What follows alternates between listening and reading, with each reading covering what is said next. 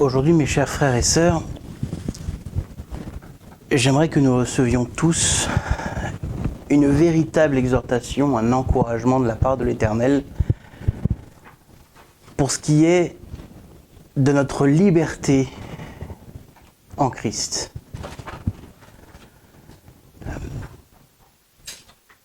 Le Seigneur se dévoile à nous avec une grâce qui est divine, qui est bien la sienne. La chose que nous pouvons nous dire lorsque nous entendons parler du Seigneur Jésus-Christ, c'est « Mais Seigneur, mais moi je ne suis pas digne. Je ne suis pas digne. Je ne suis pas méritant. Je n'ai pas le droit, Seigneur. Moi je ne suis pas fait pour toi. » Mais le Seigneur lui nous fait grâce et il nous dit « Mais je sais que tu n'es pas fait pour moi, c'est moi qui suis fait pour toi. C'est moi qui vais venir t'apporter ce dont tu as besoin. C'est moi qui vais venir te libérer de ce dont tu dois être libéré. C'est moi qui vais venir t'aimer le premier. » Et quand je dis qu'il va venir, je parle au futur, mais il nous aime déjà. Il nous aime déjà. C'est lui qui nous a créés, c'est lui qui nous a aimés en premier.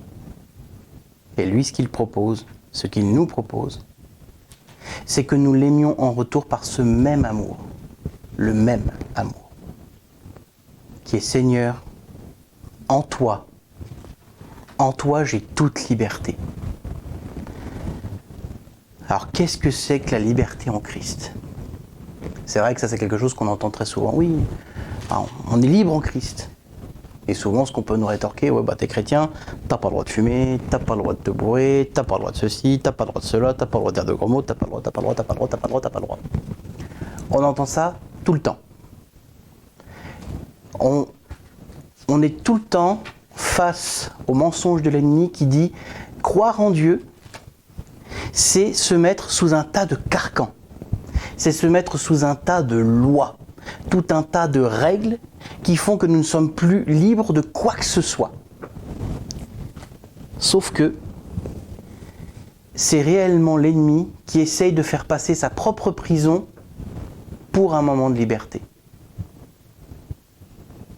Qu'est-ce qui est bon pour nous ?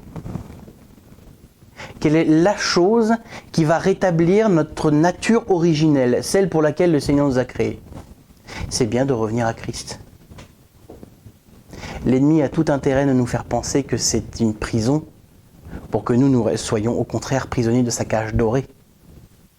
Pour que nous puissions nous être soumis à tant de choses que nous ne pouvions plus, que nous nous imaginions plutôt que nous n'avons plus accès au Seigneur.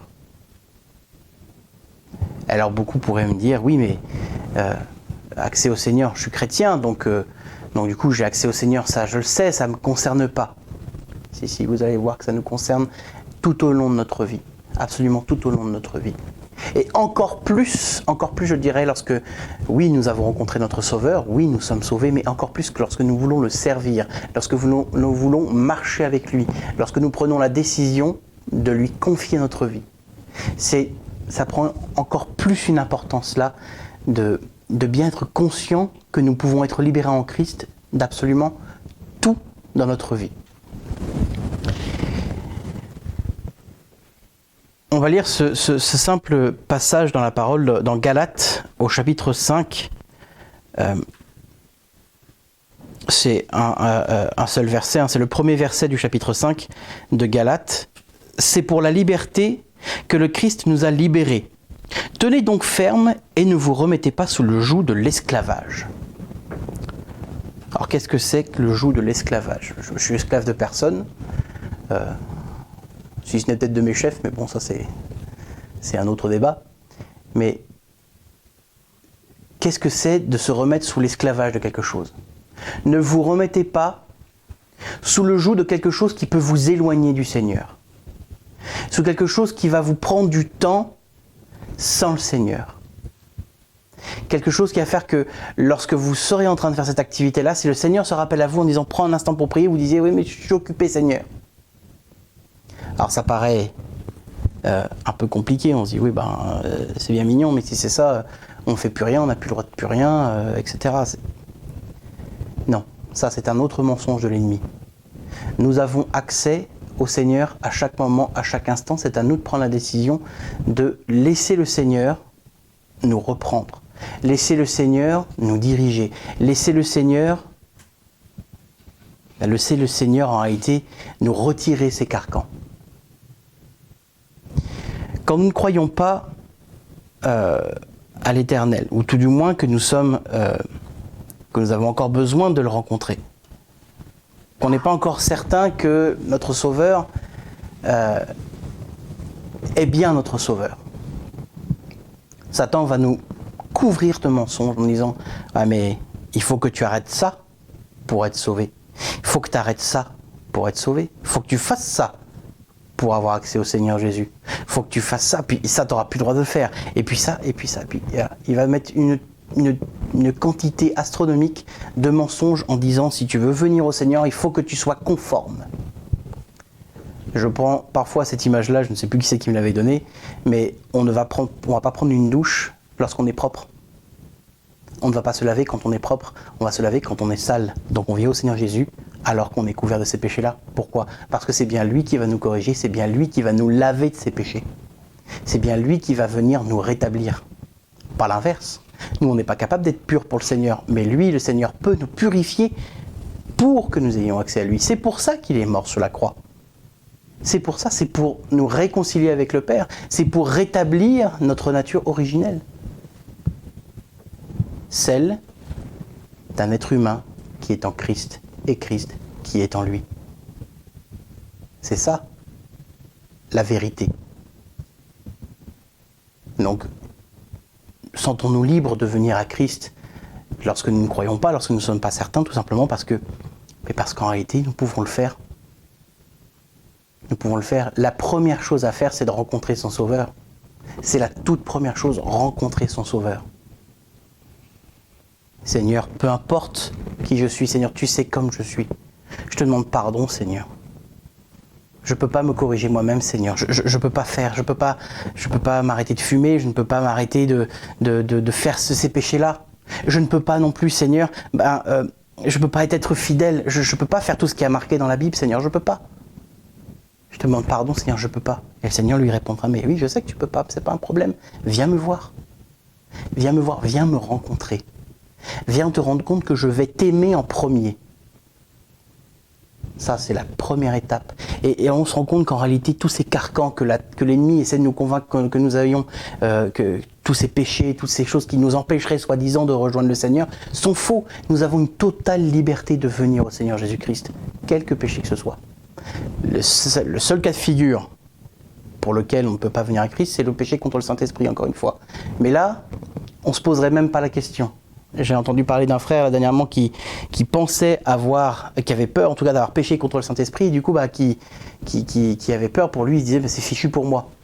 Il dit c'est pas fichu pour lui parce que si jamais il avait vraiment fait ça, il se poserait même pas la question.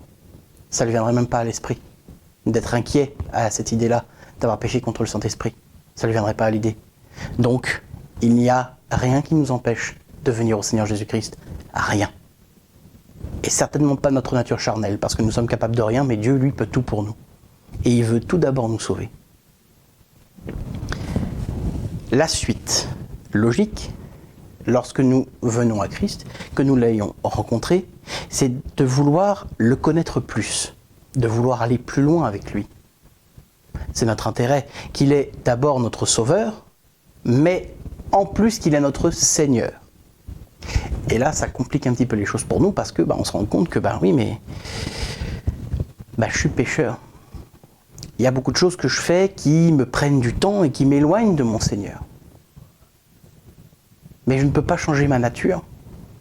Encore une fois, je suis sauvé. Ça, c'est pas un problème. Mais je n'ai pas encore laissé le Seigneur corriger ma nature. Je ne l'ai pas encore laissé reprendre mon âme, restaurer mon âme. Alors comment ça peut fonctionner ?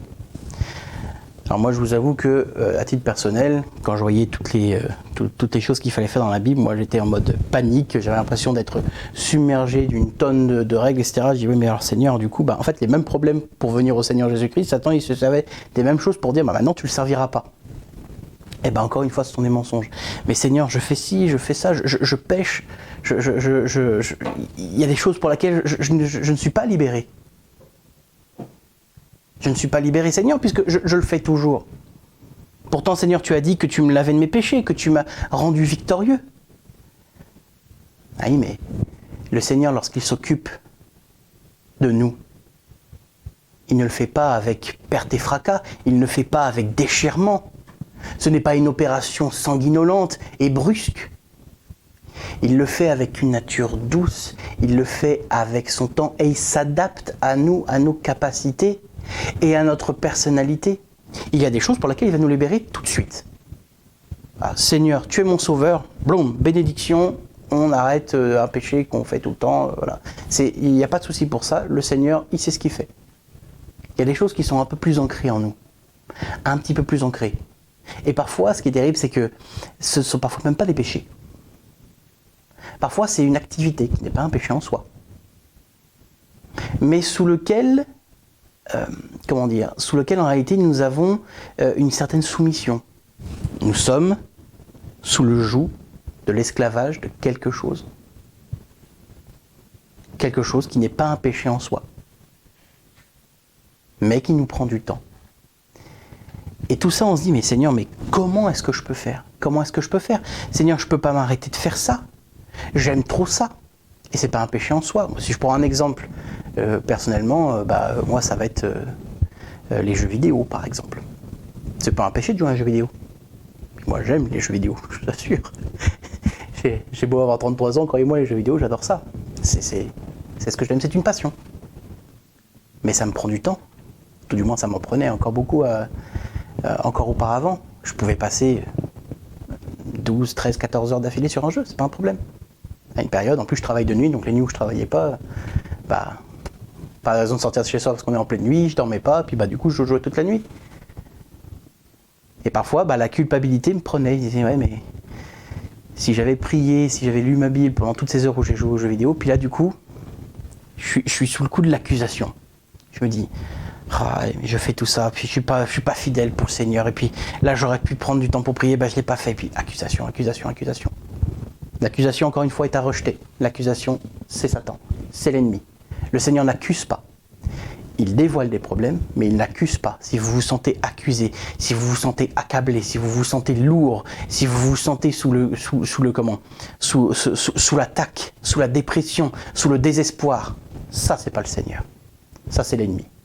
Par contre, le Seigneur peut permettre pour que vous puissiez le confier à l'Éternel. Je ne fais plus ces sessions de 12, 13, 14 heures de jeux vidéo. Pourquoi? Parce que je suis fort, que je suis costaud et que j'ai réussi à me débrouiller par moi-même? Non. Impossible. J'aime trop les jeux vidéo. J'aime trop ça. Alors, comment c'est possible? Eh bien, tout simplement, Seigneur, ça me prend trop de temps. Change ma nature, Seigneur. Change ma nature, tout simplement. Je te laisse faire. Et ça ne s'est pas fait d'un seul coup. Au fur et à mesure du temps, je me suis rendu compte que les sessions, ça se passait, que j'aimais passer plus de temps dehors. Le Seigneur changeait ma nature. Comment? Mais en me travaillant tous les jours. Par la croix quotidienne que nous connaissons, qui vient nous travailler, et également par la croix, les épreuves, permises par Dieu, qui viennent me rapprocher toujours plus de mon Sauveur. Et par conséquent, oui, je passe moins de temps sur les jeux vidéo. Donc qu'est-ce qui s'est passé au niveau spirituel? Est-ce que le Seigneur a traité le problème du jeu vidéo comme une racine? Non. Il est venu traiter ma soif de l'Éternel en premier.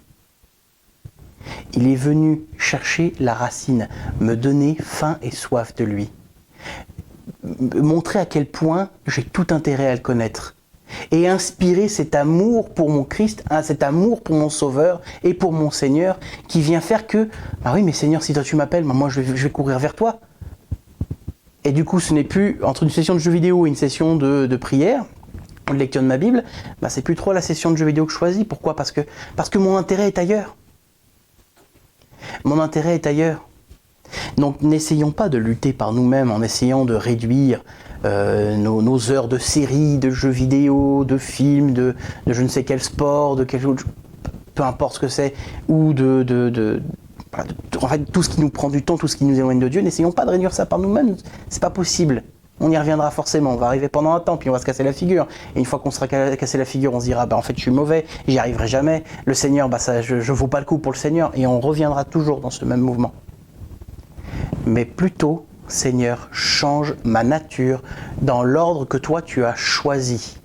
Fais les choses, Seigneur, à ta manière. Le Seigneur, lui, lorsqu'il vient traiter une mauvaise racine, il ne vient pas traiter la feuille, il vient traiter la racine. Et la feuille vient mourir après. Et parfois, on peut avoir l'impression que ça prend du temps. Mais parce que certaines choses doivent prendre du temps. Parce que le Seigneur est doux. Parce que le Seigneur est délicat. Il va aller prendre le temps d'aller chercher la racine jusqu'à la pointe, de la saisir et de la retirer tout aussi doucement qu'il est nécessaire. Parce que nous avons un Dieu qui est un gentleman, un Dieu qui est amour, qui est doux avec nous. Alors oui, ça fait mal. Ça fait mal, notre ancienne nature est arrachée. Et le Seigneur a dit qu'il ne nous ferait pas porter de joug que nous ne pourrions pas porter. Et lorsque nous ne pouvons plus porter, justement, nous disons, Seigneur, prends ce joug-là, j'en peux plus, Seigneur, je ne peux plus gérer, je ne peux plus faire. Je ne peux plus faire. Et parfois, oui, ça prend du temps. Et souvent, je prends l'exemple du Lévitique. Le Lévitique, pour les purifications, ça prenait énormément de temps. Énormément de temps. Ça prenait des jours, des semaines, parfois encore plus de temps.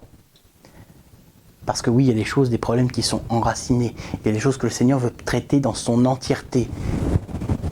Qu'il veut traiter jusqu'au bout pour ensuite transformer une terre qui a été corrompue par le péché en une bonne terre. Le Seigneur ne se débarrasse pas de choses complètement. Il sépare le bon grain de l'ivraie. On a entendu ça dans une prière tout à l'heure. Et dans notre propre personnalité, dans notre propre nature, le Seigneur vient séparer ce qui est du bon grain et ce qui est de l'ivraie. Et il vient laisser le bon grain. Il vient laisser la bonne terre. Et la mauvaise terre, elle est même retournée. Elle est reprise, retravaillée, renourrie pour en faire une bonne terre. Le Seigneur change notre nature. Il ne la détruit pas, il la change. Il change notre nature. Ce qu'il détruit en nous, c'est l'œuvre de l'ennemi, c'est l'œuvre du péché. C'est ça que le Seigneur fait. Mais notre personnalité, notre nature, il va la changer pour la rétablir, pour la restaurer. Il ne détruit pas notre âme pour s'en débarrasser, il la brise pour la remodeler, la refaçonner à son image. C'est ça qu'il fait, il ne se débarrasse pas de notre âme. Il la restaure, il la rétablit, il remet les choses dans le bon ordre. C'est ça qu'il fait. C'est ça qu'il fait. Donc, n'essayez pas. Comme moi, je ne dois pas essayer de faire les choses par moi-même. Même si parfois c'est le premier réflexe qu'on a. Parfois c'est le premier réflexe, on dit « Ah ok Seigneur, t'as dit qu'on ne ferait pas ça, du coup je ne fais plus. » Mais du coup on ne compte pas forcément tout de suite sur sa grâce. Je dis « Seigneur, je ne peux pas, change ma nature. Change ma nature Seigneur. Et soyez vigilants. Soyez durs envers votre âme. Soyez durs envers vous-même en disant « Non, Seigneur, change ma nature. » Parce que l'ennemi va venir vous accabler, va vous dire « Oui, mais t'as pas envie là. Allez, une petite heure de plus sur ton jeu vidéo, Edwin. Hein, ça va pas manger de pain. Alors que le Seigneur m'appelle à prier. Hein, allez, tu prieras dans 1 heure. Si je choisis de jouer 1 heure, je vais en jouer 2. Puis la prière, Donc non, Seigneur, c'est toi en premier. C'est toi que j'ai choisi. C'est la prière que nous devons faire tous les jours. Seigneur, c'est toi que je choisis. Par ta grâce, c'est toi que je choisis. C'est toi que je mets en premier. C'est toi que je mets à ma tête, Seigneur. Car c'est toi, Seigneur, qui viens me libérer de tout ça.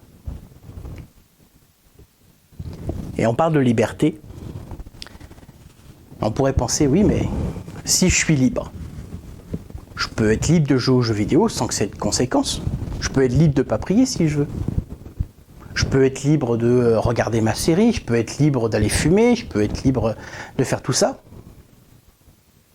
Et oui, nous sommes libres de choisir ce que l'on veut faire.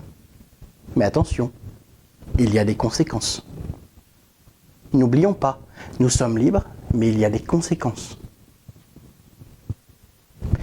Pour ce qui est de fumer, par exemple, ou pour ce qui est de boire, pour ce qui est de trop manger, j'en suis un exemple. Quelle est la conséquence ? Je suis libre, de manger ce que je veux. Certes, oui. Résultat des courses, je suis en mauvaise santé. C'est une conséquence. J'ai été libre, j'ai fait mon choix. Maintenant, je dis, Seigneur, change ma nature. Parce que j'ai maltraité le corps que tu m'as donné. Seigneur, j'ai touché au temple saint que tu m'as permis d'avoir. Seigneur, je te demande pardon. Change ma nature, Seigneur. Je suis obligé de rétro-pédaler. C'est encore plus dur pour moi parce que la tentation est bien ancrée. Mais Seigneur, c'est toi qui fais, Seigneur. C'est toi qui changes ma nature en ton temps, en ta volonté, en ton instant, selon ton ordre. Mais change ma nature, que je ne maltraite plus le corps que tu m'as donné, que je ne vienne plus, Seigneur, blasphémer par ma négligence envers cette grâce que tu as eue de me donner la vie. Seigneur, ce que je fais en mangeant trop, Seigneur, je viens raccourcir la vie que tu m'as donnée. Pardon, Seigneur. Corrige-moi, reprends-moi, Seigneur, change ma nature. C'est permis de manger, il n'y a pas de problème. Au contraire, si on ne mange pas, on meurt. Mais il est dit dans 1 Corinthiens, il me semble, tout m'est permis, mais tout ne m'est pas utile. Tout m'est permis, mais je ne me laisserai pas dominer par quoi que ce soit. 1 Corinthiens, chapitre 6 et verset 12. Il m'est permis de manger. Mais est-ce que ça m'est utile de manger autant? De manger aussi mal? J'ai le droit d'aller manger un McDo. Mais est-ce que c'est réellement utile? Est-ce que c'est utile de prendre plus que nécessaire? Non. C'est pas utile. Mais Seigneur, je suis comme ça, moi j'aime trop ça, c'est là. Oui, je sais. Laisse-moi changer ta nature. Laisse-moi faire, t'en occupe pas après. Laisse-moi le faire. Donne-moi la permission de le faire. Donne-moi accès à ta nature, donne-moi accès à ton âme pour que je m'en occupe. Et il va le faire. Il va le faire. Comme je disais tout à l'heure, pour certaines choses, ce sera dans l'instant. Et pour d'autres choses, ça prendra du temps. Et pour les choses qui prennent du temps, ne perdez pas patience. Au contraire, c'est ça qui va travailler votre patience. C'est ça qui va venir travailler votre intimité avec le Seigneur. Parce que tous les jours, vous direz, Seigneur, encore aujourd'hui, j'ai besoin de ta grâce. J'ai besoin de toi. Le Seigneur ne laisse rien sans aucune raison. Chaque jour, il va nous faire rendre compte que nous avons besoin de sa grâce. Et quand nous l'oublions, que nous avons besoin de sa grâce, on se casse la figure. Mais ça ne remet pas en question tout ce que nous avons vécu avec lui. Ça ne remet pas en question tout ce que nous avons vécu comme expérience, tout ce que le Seigneur nous a donné. Ça ne remet pas tout ça en question. Bien au contraire, ça vient dire, Seigneur, pardon, j'ai chuté, mais je me relève par ta grâce, par ton pardon et par ton amour, et je reprends la marche par tes forces. Chaque jour, on l'a chanté tout à l'heure, aujourd'hui est encore un jour où Dieu fait grâce. Où son appel d'amour te convie à la croix, te convie à rencontrer ton Sauveur, et quand tu l'as rencontré, te conduit à te rapprocher toujours plus de lui par la croix. À le connaître toujours plus tout entier. Ne crois pas au mensonge de l'ennemi qui fait que oui, tu es de nature à trop manger, tu es de nature à fumer, tu es de nature à passer du temps sur les jeux vidéo, sur les séries. Tu n'es pas bon pour l'Éternel, tout ça, ce sont des mensonges. Seigneur, change ma nature et laissons-le faire. Laissons-le faire. Laissons cette petite voix que nous ayons. Parfois, lorsque dans notre journée, on a comme cette petite voix qui vient dire, tiens, prends un instant pour prier. Tiens, va juste lire ta parole, même 5 minutes. Et parfois, on est pris dans notre journée, puis on est occupé, on fait nos choses. Et puis, on laisse cette voix-là un peu de côté. Non, Seigneur, que cette voix-là prenne de l'importance.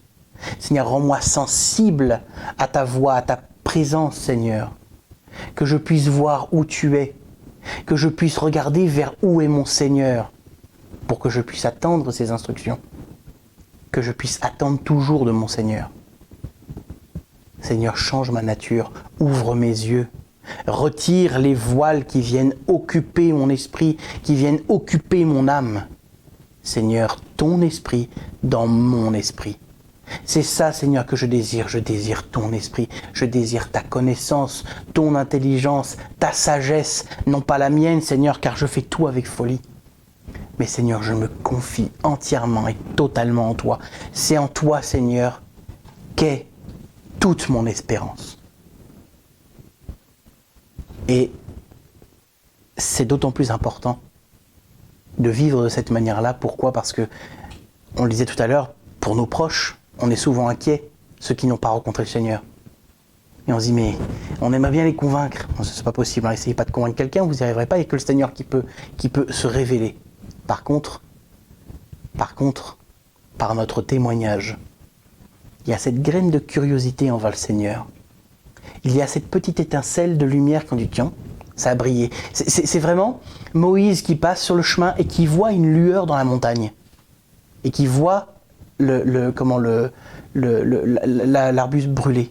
Il dit, qu'est-ce que c'est que ça ? Qu'est-ce que c'est ? Et ça lui a donné envie. Il a fait un détour. Hein. Et c'était en montagne, ça doit pas être rigolo. Hein. Mais il est allé voir, il a été curieux.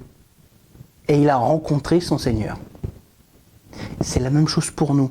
Lorsque nous, qui sommes la lumière du monde, par l'amour de Jésus-Christ, nous par notre nature, à nous laisser corriger par le Seigneur, nous sommes un exemple pour les autres. Alors, je ne parle pas d'un exemple dans le sens où on doit se porter au nu. Non, nous sommes un témoignage. Un témoignage. Et parfois, juste dans notre comportement, sans parler du Seigneur Jésus-Christ, juste dans notre comportement. Nous laissons paraître la lumière du Christ. Nous ne la mettons pas sous le boisseau, nous ne cachons pas la lumière sous la table. Nous posons le chandelier sur la table.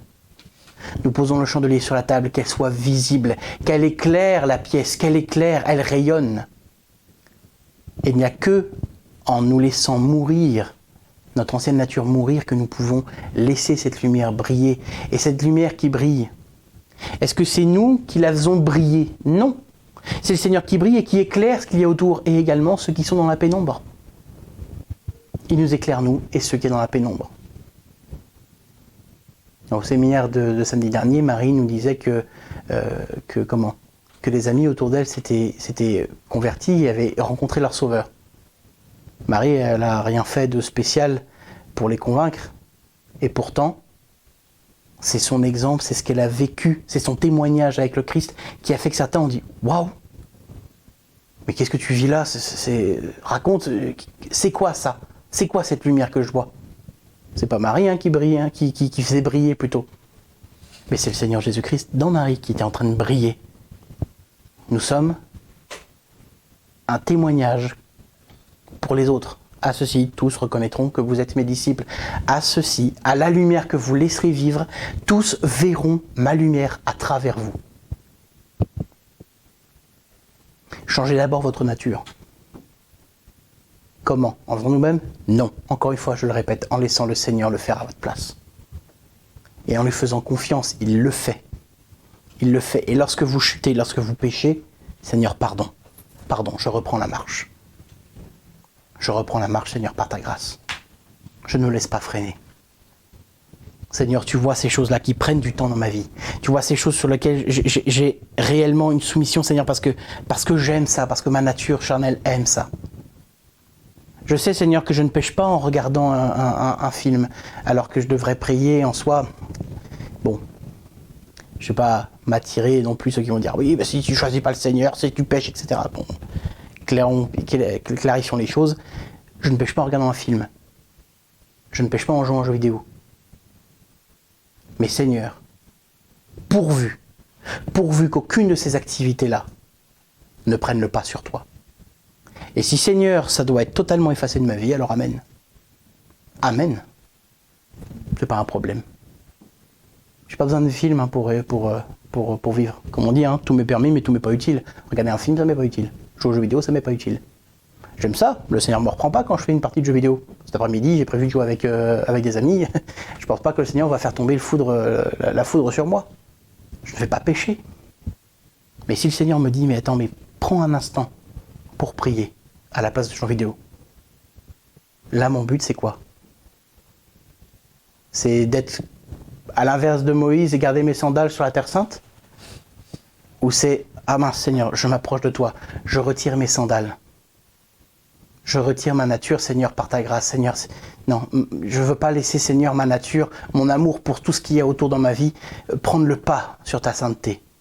Je ne veux pas toucher ta sainteté, Seigneur. Je retire mes sandales. Car cette terre sur laquelle je me tiens est sainte. Seigneur, je m'approche de toi. Tu t'es approché de moi, Seigneur. Seigneur, je retire mes sandales. Dire, d'accord, Seigneur, j'obéis. Seigneur, fais de moi un être obéissant. Car ton joug est léger. Ton joug est léger. Ce qu'il y a autour de moi est nocif pour moi. Même si ça plaît à ma chair, même si ma chair pense que c'est une véritable liberté de pouvoir faire tout ce que je veux, Seigneur, les conséquences sont beaucoup trop graves. Elles m'éloignent de toi. C'est beaucoup trop grave. C'est une cage dorée. Je ne sais plus où j'ai entendu ça. Il me semble que c'était sur YouTube. Un homme disait que Satan était prêt à donner tout ce qu'on voulait pour tout nous voir perdre.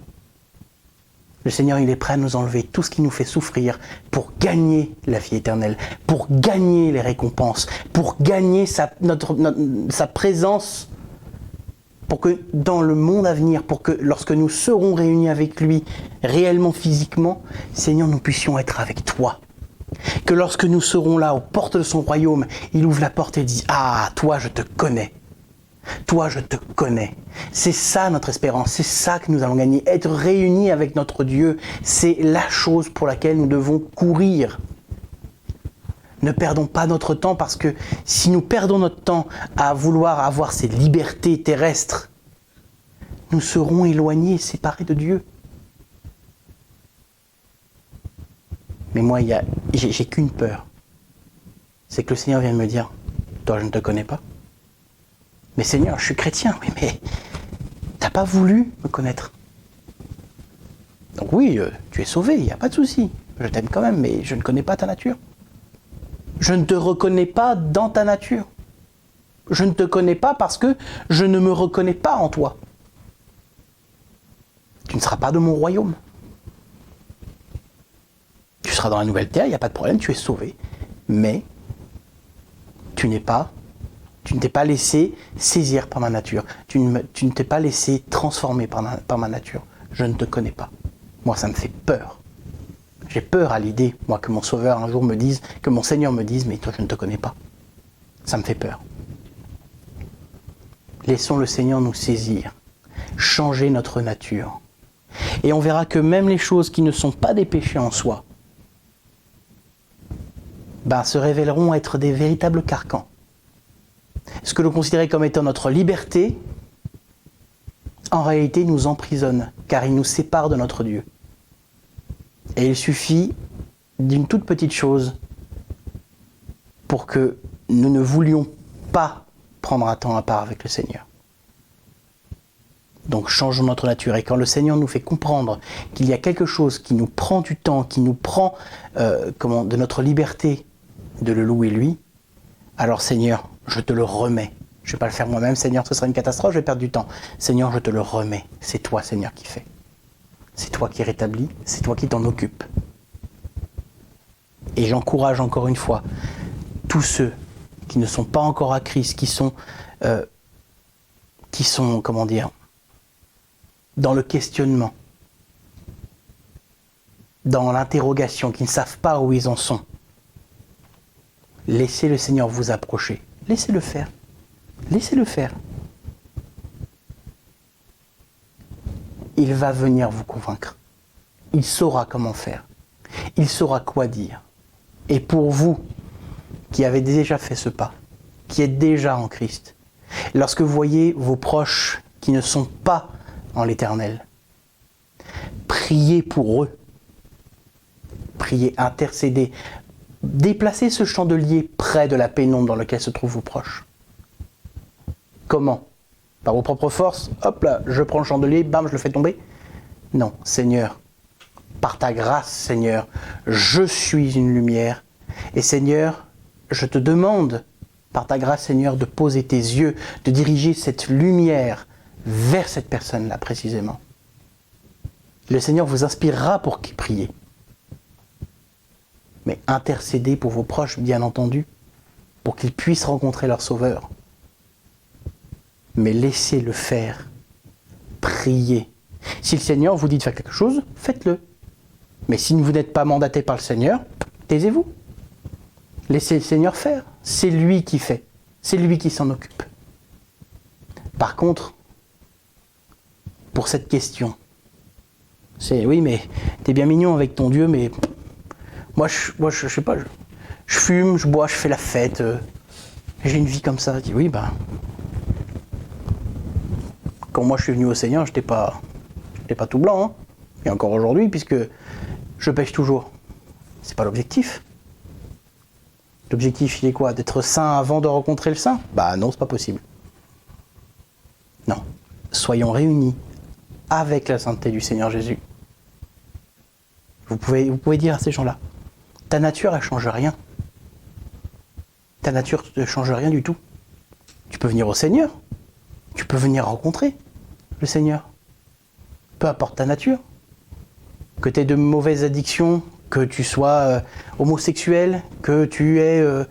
en fait, je n'ai pas vraiment d'exemple précis, mais prenez par exemple cet homme-là qui témoigne dans un livre qu'il était sataniste, lui. Et il a rencontré son Seigneur Jésus-Christ. Il était sataniste.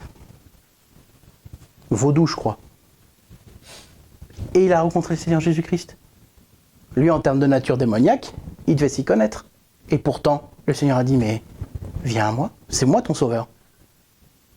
Et le Seigneur a fait une immense grâce à cet homme-là, parce que du coup, maintenant, il témoigne de l'amour du Christ, malgré tout ce qu'il a pu faire, tout ce qu'il a pu vivre.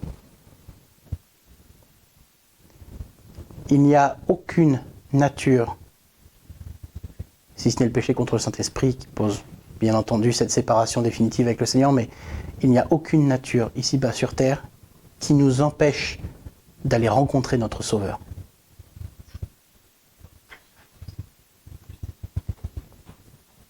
Laissons le Seigneur faire.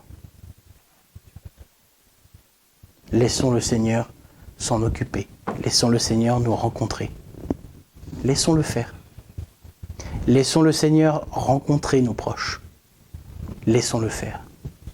Et lorsque nous sommes à l'Éternel et que nous nous rendons compte que notre nature est soumise à tant de choses qui veulent nous éloigner de sa présence à lui, Seigneur, montre-moi, révèle-moi, retire ce qui n'est pas bon, ajoute ce qui est bon. Seigneur, tout par ta volonté, par ta grâce et pour ta gloire, car c'est ça ma vraie liberté. C'est de pouvoir être enfin réuni avec toi. Mon espérance n'est pas ici-bas. Ma liberté n'est pas j'allais dire pas pour ce monde-là, si, puisque nous goûtons déjà cette liberté-là en Christ lorsque nous vivons là. Mais Seigneur, mon espérance, elle est dans le monde à venir. Elle est lorsque je serai réuni avec toi dans ton royaume pour te louer et t'adorer. Ça, être réuni avec toi, c'est ma liberté. C'est ça la vérité. Prions, proclamons ceci pour nos vies. C'est ce que nous devons faire en tant qu'homme, en tant que femme. C'est Seigneur, être réunis avec toi, mon Créateur, mon Sauveur et mon Souverain. Que le Seigneur vous bénisse.